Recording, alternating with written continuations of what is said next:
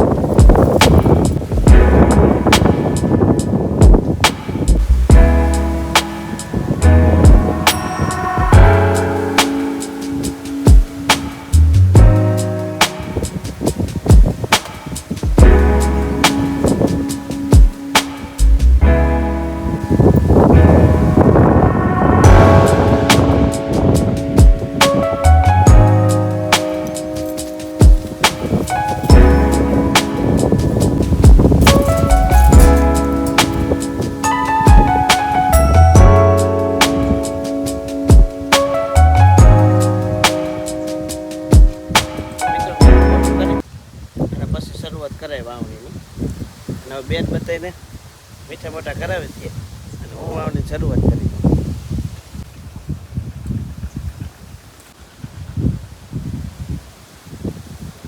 જો માથી કીધી સમો કરાવે આજ બધાને બહુ જ આનંદનો દી છે અમારે. હાલો તો હવે શરૂઆત કરી દઈએ વાવણી વાવવાની. હા હવે કરી દે.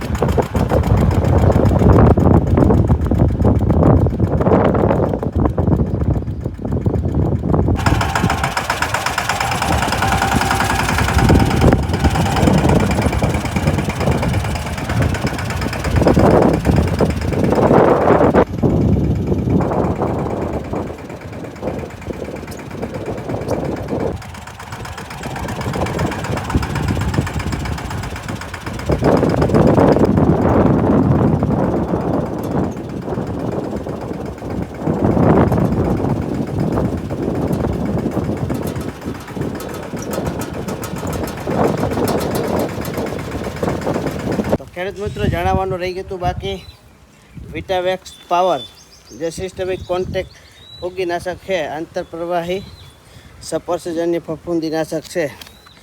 એની અંદર કાર્બોક્સિન 37.5% અને થાઇરેમ 37.5%. શ્વાસ સડી ગયો છે, દાણા ફેરવી છે. જો હા, દાણા ફેરવી છે, શ્વાસ ચડી ગયો.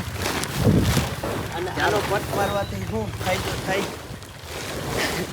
કે દાણાને કોઈ જીવજંતુ ટચ ના કરે અને તાત્કાલિકમાં ફૂગનાશક એને મળી જાય એટલે દાણાની અંદર કાળી ફૂગી પણ ના આવે એના માટેનો પાવડર છે.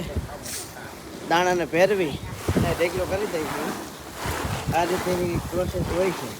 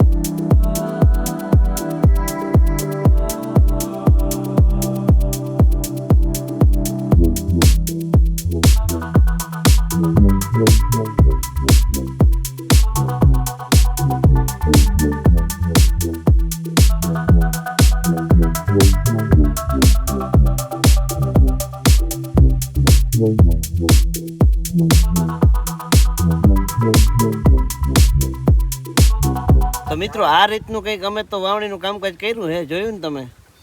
બાકી તો અમારા કેમેરામેન હવે આવ્યા છે. અટલ લગણી ભણવા ગયા હતા, ધવલ હતો નહીં એટલે જેવું આવડે એવો બનાવ્યો. માયક વિનાનો થોડોક પવનનો અવાજ આવીએ અને આવી રીતની વાવણી કરી દીધી એક વાડીમાં. જો એક ખાલી 2 ઉથલું બાકી રહી છે. પછી બધું તો સેટિંગ આપણે થાય નહીં, આપણે ટ્રેક્ટર રાખવું અને વિડીયો ઉતારવાનું. હવે કેમેરામેન આવી ગયા છે અને હવે તો વિડીયો પૂરો કરવાની તૈયારી થઈ ગઈ. તો આવજો બધાને જય દ્વારકાધીશ. તમે કઈ મગફળી વાવી છે એ જરૂરથી કહેજો. જો લો પાવડર બતાવે ને જરૂર ભેરવજો, કેમ કે દાણાને ફૂગથી બચાવશે. ઉગાવવામાં જે પહેલાં કાળી ફૂગ થઈ જાય એ નહીં થાય. આવજો બધાને જય દ્વારકાધીશ.